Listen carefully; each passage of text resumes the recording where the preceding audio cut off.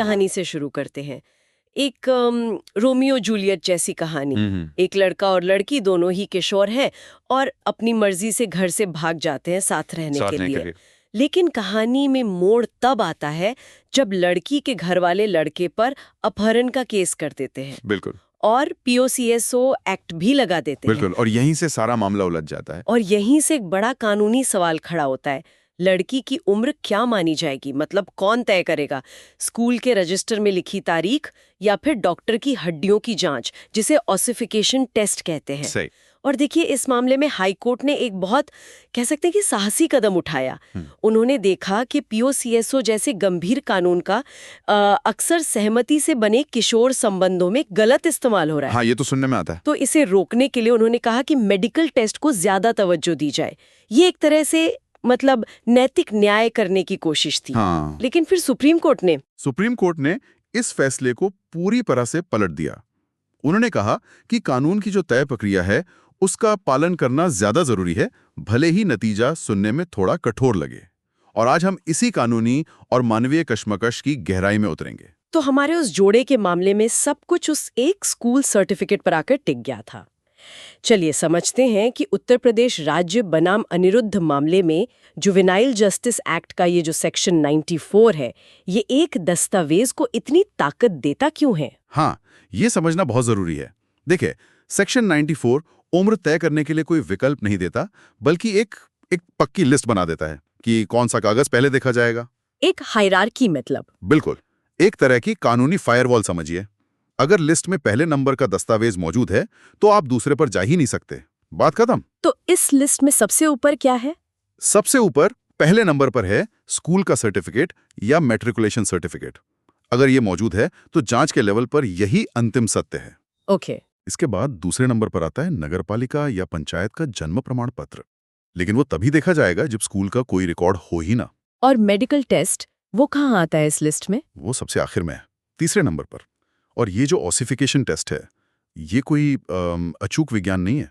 इसमें 2 साल तक का फर्क आ सकता है, इसीलिए कानून इसे आखिरी विकल्प मानता है। अच्छा। सुप्रीम कोर्ट का यही कहना था कि अदालतें सीधे इस आखिरी विकल्प पर नहीं कूद सकती, सिर्फ इसलिए कि उन्हें स्कूल सर्टिफिकेट पर कोई शक है। लेकिन इसमें एक मुश्किल नहीं है?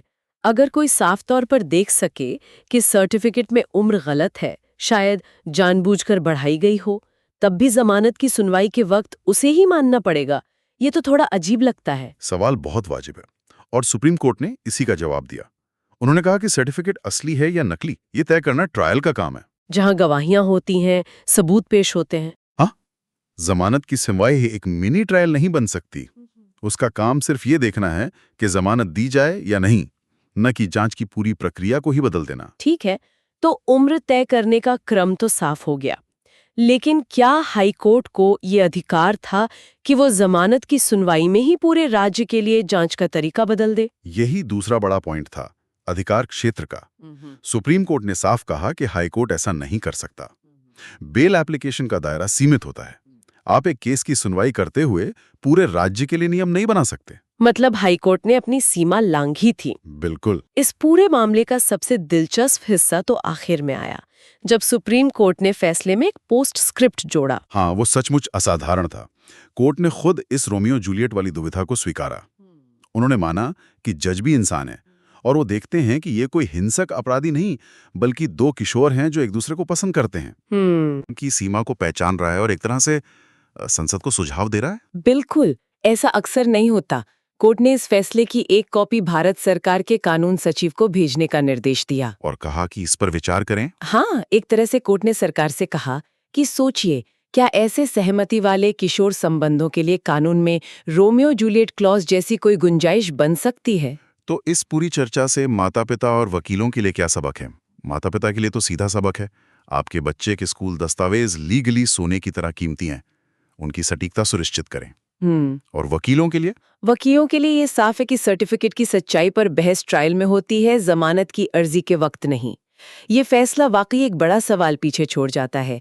क्या कानून को इतना सख्त और सीधा होना चाहिए कि उसका कोई गलत इस्तेमाल ना कर सके? या उसे इतना लचीला होना चाहिए कि वो किशोर प्रेम जैसे मामलों में मानवीय पहलुओं को भी जगह दे सके?